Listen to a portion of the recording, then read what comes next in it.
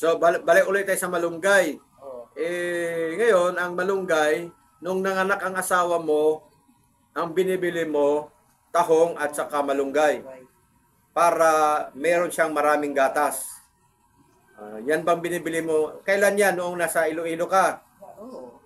Kahit dito. Kahit sa Maynila din? Kahit sa Manila, pag ako ng asawa ko, pag nanganak, nagbibili ako ng tahong, malunggay, Hmm. na karamihan. Ganun ba? Mabuti. Mabuting asawa ka pala. Siyempre. Siyempre, ano? ah, Pero, kailan mo gagamitin yung asawa mo pagkatapos manganak? Hindi mo rin yung pagkagamitin pa. Papalakihin mo muna. Alin ang palakihin? Ay, anak. Yung bata. Oo. Tinatanong ko lang sa'yo kung kailan mo gagamitin yung asawa mo. Okay. Palakihin mo na. Papalakihin mo na yung pagkagamitin. Paano palakihin? 15 years old, 16 years old? Ang ko na nga ako mga magagamit ako, nagalakad na. Pangit ang hindi ba galakad yung gamitin mo eh. Kailangan naglalakad na, ano? Oo. Yun. Sundan. Bago sundan, ano? Oo. Sasabihin mo sa asawa mo, naglalakad na yung anak natin, pwede na tayong gagawa ng panibagong anak. Gagawa naman yan. Gagawa naman yan. Sasabihin naman yan eh. Ha? Sasabihin naman yan. Magdagdag. Kung magdagdag. Oo. Okay. So, yun ang...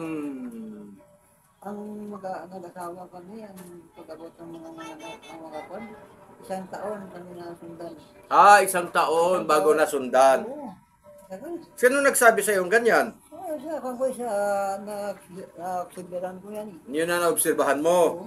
Na kailangan ang bata naglalakad na may 1 taon na bago mo sundan. Okay din okay rin ano, mayroon ka ding Ayun, 1 taon naman kami nasundan ng mga anak ko ngayon yun sa kay namatay. 1 taon yan. Nasisundan ng anak ko. ganun ba? So mabuti 'yon. Yung sa probinsya ko, kahit Sige. siyempre na ako ka eh. Namumuko eh. Nakuha ka sa kwan, sabi ko, bahala no? Magaling. Oo. Iwanan ko yan, iwanan ko. Oo. Bahala na kung iwanan mo. Oo. Kasi nga yung palay mo doon na dadalhin sa bahay ng biyanan. 'Di ba? Ngayon naka-YouTube ka, narinig ng mga kapatid niyang lalaki, yari ka ngayon. Wala yung mga kapatid niya lalaki yun. Wala na. Bakit? Nakalamantay na. Nangamatay na rin. Okay. Kasi aabangan ka no, pag uwi mo sa probinsya, kailan ka ba uwi? Nakauwi ko yung kwan. Pag pumira ko wala ako nakapan dito, nakapunta. Nakawala ko din ng buwan. Nakakonsin ang buwan. May paalaala si Kuya Mario na kailangan daw maglalakad muna yung bata Ang susundan. bago sundan. Kaya ba tiisin yun? Kaya ba? Ikaw, Kuya Mario? Kaya. Sila, kaya ba nilang tiisin yun? Kaya? Kaya sabi ko, ang isa ko lang naman niya, mag-asawa. Kung sundan mo yung pasundan mo maliit, nakama, mayroon naman kasama. Nakahiga pa lang yung bata, katihaya pa lang, tumataob ka na. Hindi, gano'n ang kwento, di ba? Hindi pa. Hintayin mo mga Mga 1 taon. isang taon. Tagal, no? Lugi, no? Hindi naman. Lugi, di ba? Hindi naman ako malugi. Bakit? Kasi ako yung basundan mo, pagdating nga mag-buntis naman yun. Para naman yung isang pera nga para naman sa kamatuna. Pag nasundan yon, mag-iipon ka ng pera para sa kumadro na. Oo. Ako sa nanganak ang asawa ko, may ipon na kami. Tingin ka sa camera. Okay. May ipon na kami. May ipon na. May ipon na kami. Pagkapunta may panang asawa ko, may takwat sa Ramadan, may bibigay. May ipon sa... Sino naman ang nag-iipon ng pera? Ikaw o yung asawa mo? Misis. Si Mrs. binibigay mo. Oo. Yung sweldo mo binibigay. Mabigay ko yan. Hindi ko na ako Kanino mo natutunan na ibigay yung pera? sa sarili ko lang yan. Ang pera, nag-asawa gani ang pera, parang yung babae ang mag-ipon. Hindi ako. Kanino mo nga natutunan yun? Ako po, sa sarili ko lang yan. Sa sarili mo lang. Oo. Baka naman narinig mo lang yun sa mga ano. Ay, hindi. Ha? Hindi. Ayan po si Kuya Mario. Ang pagkungani sa pagpapatayo ng bahay, buhay pang asawa ko, o magkano natin na ipon, kaya ipapagawa natin sa bahay. Sabi ay mga panahon, may mga 100,000. Again, sabi ko, ipapatayo natin bahay. Ipapatayo natin. Okay. So meron ka 1,000, kaya na ipatayo yung bahay. Oo, Pero ano lang, light material lang. like material lang. Oo. Mga siminto. Kaya pala nagpagawa ka ng bahay kasi nagdadala ka ng pako. Ay, hindi. Sarili ko, nagbibili ako. Hindi ko nagagawa ko ng papo sa pick-up na, ayaw ko. Ay, iba nagadala, ako hindi. Yung iba nagadala, ikaw hindi. Tama, ako namin mo yan sa engineer mo yan. Dadali mo pa ako, gagamitin. Dadali pa rin sa babae.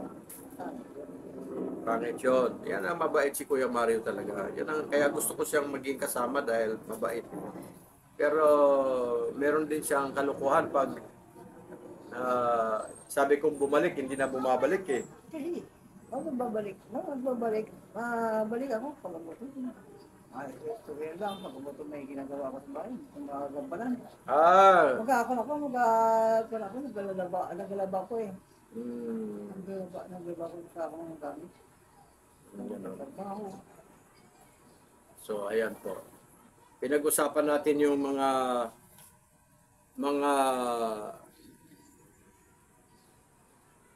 verbal na magdudulot sa ating kalusugan. Ayan po. Abuka, ang guyabano, parang yan sa... Oh, guyabano, sige. Parang yan sa high blood. Sa high blood din, ano pa? Pag na-high blood ang tao, dahon ng guyabano ang Laga. lalaga. Tapos ang bunga, nakapagpaalis din yun ng high blood. Ano pa? Maraming kanin. Maraming sakit. Maraming sakit sa guyabano, makakuha. Oo. Yung high blood, yung pag-apa ng pananakit sa kaban. Mananakit sa katawan. Pero maraming buto yun eh. Eh, bawal yun. Huwag kumain ng maraming buto. Ha? Ang palma yan, ito naman yan. Siguro mga, ang guyabano, siyempre sa natural, ito yun. Okay. Ang alam ko, kaya ka nagpunta ng Maynila kasi nakapatay ka doon sa probinsya. Wala. Ha? Wala akong patay doon. Wala. Sa sarili ko lang yung sabi ko mapunta ko sa paniwana ko ng mga asawa. Ay, mga ganun. Hindi umiyak yung misis mo. Bakit magyasa? Hindi. Siyempre, tumakas ka, sabi mo, mahal, uwi na ako punta na ako ng Maynila. Ano sabi niya? Sabi ko, panahon na, tapos niyo ako, nagkalaman ng trabaho. Kasi anong nagsasaka ng inyong palayan? Ayun, mga kapatid ko. Yung kapatid ko nagsasaka. Nagsasaka. Iniwan mo na. Di, wala na silang bigas. Wala. May gusto nila yung maglawa sila. Mag-asawa. Pagkabas sa bahay. Balikan ang tatay ko. Papagalitan. Sana ngayon, hindi na siya nakatira sa inyong bahay kasi yung bahay na ginawa ninyo, nandoon pa rin, ano? Oo. Doon pa rin siya. Kaya ako yun, hindi. Nung nag-asawa na, Mag-asawa na ba yan? Yung pag-alis ko, magaling sa bahay. Nag-i-stay sa bahay. Ang tatay. Ayun, ang bahay doon, yung gawa lang ng biga. ginawang bodega. Yung ba ng materialis, yung mga kuliglig, gracier, yung last. Ayan.